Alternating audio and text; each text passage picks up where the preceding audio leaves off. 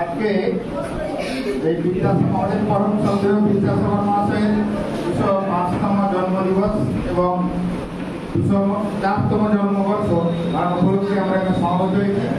এই সভায় উপস্থিত শ্রদ্ধেয় প্রধান শিক্ষক মহাশয় এবং আমার শ্রদ্ধেয় সমস্ত শিক্ষক শিক্ষিকা শিক্ষাকর্মীবৃন্দ এবং আমাদের সামনে পড়ছে সমস্ত ছাত্রবৃন্দ সবাইকে যথাযথ স্থানে সব প্রণাম, ভালোবাসা এবং অভিনন্দন জানাই।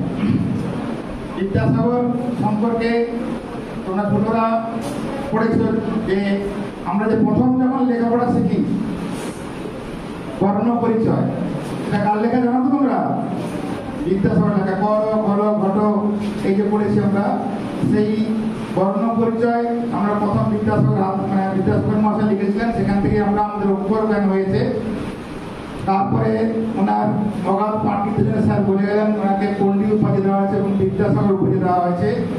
আর একটা ঘটনা বলি, উনি ছোটবেলায় ওনার বাবার সঙ্গে, বাবার নাম শ্রদ্ধেয় ঠাকুরদাস বন্দ্যোপাধ্যায় এবং মায়ের নাম ভগবতী দেবী।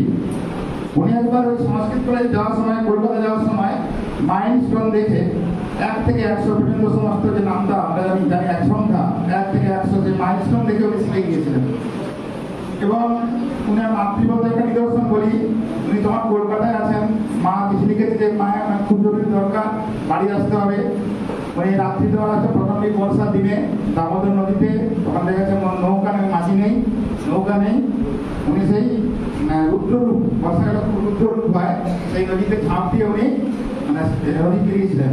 এটা তার সাহসিকতার পরিচয়। এবং উনি খুবই সমাজ সংস্কারক ছিলেন, সংস্কারক এবং নারী শিক্ষার প্রসারে ওনার অবদান ছিল। এবং বিধবা বিবাহ প্রচলনে ওনার নিজের ছেলেকে আগে বিধবা মেয়ের সঙ্গে বিয়ে দিয়েছিলেন, এগুলো আমরা জানি। সেই সঙ্গে ওনার বিভিন্ন বই, বোধোদয়, কথামালা এবং সংস্কৃতি লিখেছিলেন, শকুন্তলম, কুমার সম্ভব, এগুলো আমাদের সাহিত্যকে সমৃদ্ধ করেছে। সেই আমরা তোমাদের কাছে আবেদন রাখবো যে তোমরা বিদ্যাসাগরের আরো অনুসরণ করবে, তার মতো হওয়ার চেষ্টা করবে, তাহলেই আমাদের আজকের এই ওনার জন্মদিনে পালন করা সঠিক শ্রদ্ধার্ঘ্য নিবেদন করা যাবে হবে। আর তোমাদের সবাই ভালো থাকো এবং আমরা বছর বছর এই দিনটি পালন করবো, এই কামনা করে আমরা আজ আমার এই ক্ষুদ্র বক্তব্য শেষ করলাম।